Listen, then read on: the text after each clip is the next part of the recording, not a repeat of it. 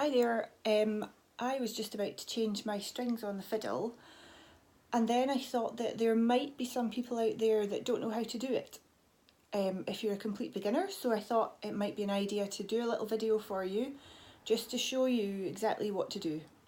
So there's some very simple rules. If you're changing a string, it's actually best to change all four at the same time, because if you have 3 old strings and 1 brand new string, then the new one will sound much brighter than the old one, so you will get a difference in the sound depending on which string you're playing on. Obviously that can sometimes be quite expensive, and it depends how much playing you're doing and at what level really, how often you change your strings. So if you're a complete beginner, you really would only need to change your strings if a string breaks.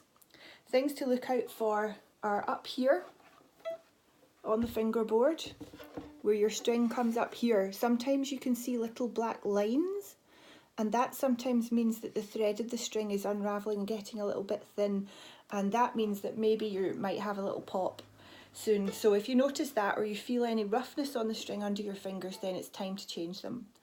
If you find that they're feeling really dull and they just don't sound as bright as before, then you can change them as well. You can also rub them down here with a little bit of perfume on a tissue just to take some of the resin off, and sometimes that makes your strings sound a lot brighter as well. But I'll just show you how to change them anyway. So we've got the low string, we've got G, D, A and E. When you're changing a whole set of strings, you never take them all off at the same time. If you take all of the strings off at the same time, that means that the tension round about here is it's much decreased, which means that there's a little pole between the top of the violin and the bottom of the violin, and it's kind of held in by this tension almost. So if you loosen the tension, your soundpost could fall down, and that really means you need to take the violin to a shop and get it fixed. So what I do is just take strings one by one. It doesn't really matter where you start. I tend to start at the outside edges and work my way in. So these little tuners down here, these are very fine tuners. So you can turn them and you'll get slight changes in the pitch of the note. And the pegs up here, they are for bigger adjustments. So the G string runs up here and comes into this peg. So this is the as you're holding the fiddle, it would be the peg on the left hand side nearest to you. So if you turn the peg towards you, like so, turn it towards you, that will loosen the string and it will just unfurl from its little space in here. So you just loosen the string like this and the string comes off at the top. And then if you have these kind of adjusters at the bottom and you have strings with just a ball end like this, that ball end just fits into the adjuster. So that's that string out. So we get our new string.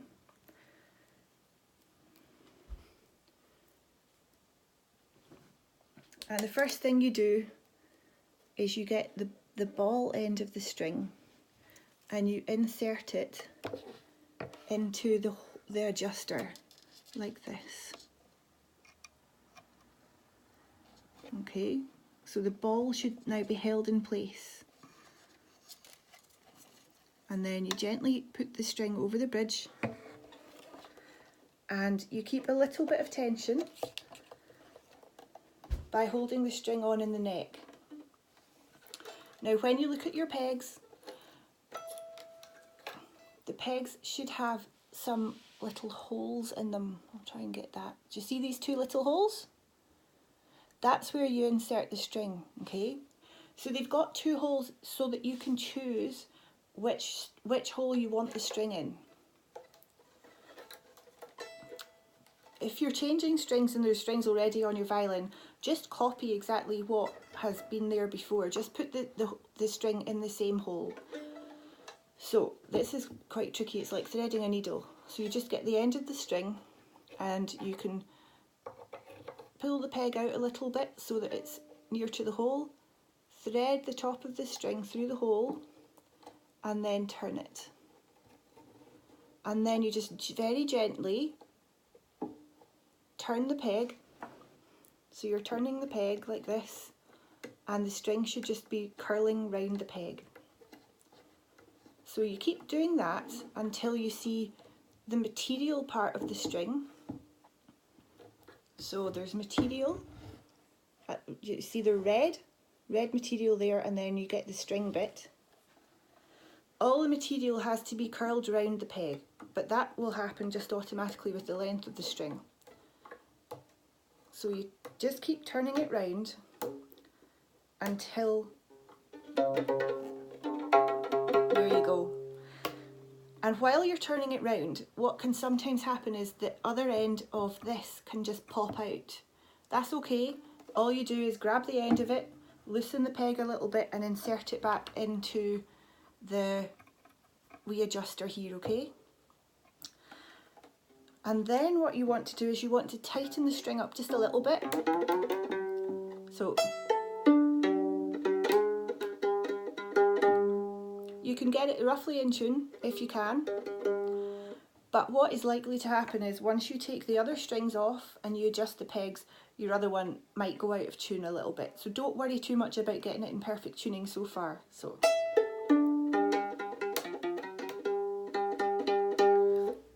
And then what you sometimes see is people's bridges, if they have had strings on them for a long time, where the string goes onto the bridge, there might be a little tiny notch or just a little bit of dirt.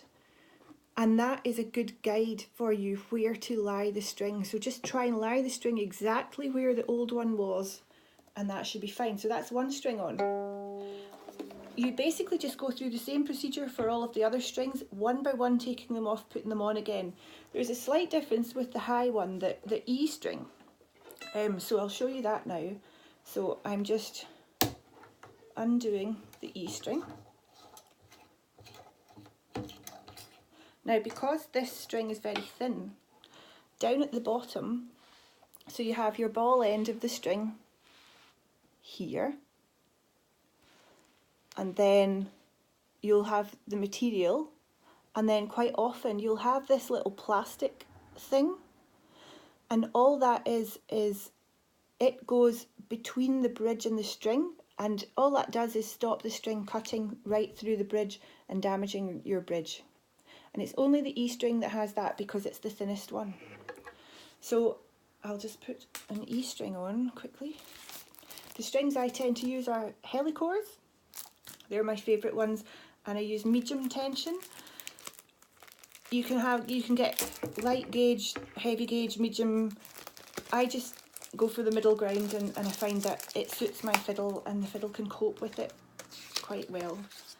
So we have our new E string coming out here, and there you go. You see the little green plastic bit. So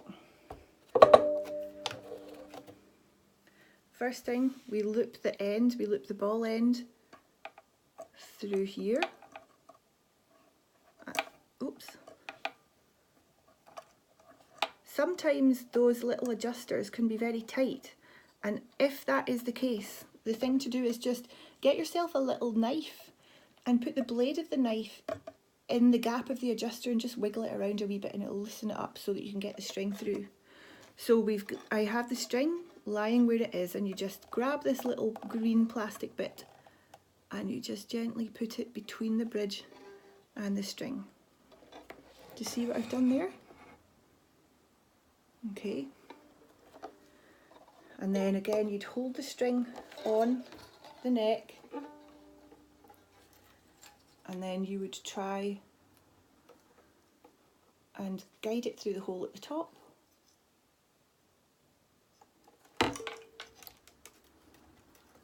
Then start gently turning. Now, sometimes what you find is when you're doing this, the other strings in the fiddle are getting in the way of your turning. That's what's happened with my string. So if you find that that's happening, the thing to do is change your A string first. So maybe the order I would do it in, I would probably do my G string first, then my D string, then my A string, then my E string. And I might leave my A string a little bit loose because sometimes the E string has more winding on it and you can help push it through the gap easier. So it doesn't really matter what order you do it in, just whatever order is easiest for you, and make sure that all the strings are not off at the same time. So we'll just try and tighten this one up a wee bit. So you want the windings at the top to be nice and tidy, and you want them just to be winding right next to each other in a nice pattern. Loop this on at the bottom again because it's popped off.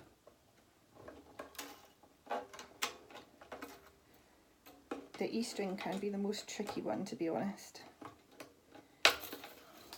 as I'm demonstrating well, so don't worry if this happens to you, it's perfectly normal. So we've looped it over. I'll hold this in here, and then the little plastic thing has gone shooting up to the top, so we need to get that back. There we go. And then we try and tighten up at the top again. There we go. Now, when you're tuning the fiddle with the big tuners at the end, just be very careful when pull it towards you to loosen the string and push it away from you to tighten the string. Push it in tiny little increments, and to get the peg to stick in, it's good to push it into the headstock of the fiddle. So push it in the way while you're turning. And what I often find is, even if I want to make the note sharper, sometimes it's easiest to loosen the peg off by flattening it first and then. So this note, if I want it to be higher, I might go. So I went down first and then up. That makes it a bit more easy. So I hope that's given you a bit of an idea of how to change the strings in your fiddle. Don't be scared of it, because the worst thing that's going to happen is you're going to pop the string. You're probably not going to break your fiddle really. So have a go and see how you get on, and any questions, just let me know. Thanks, bye for now.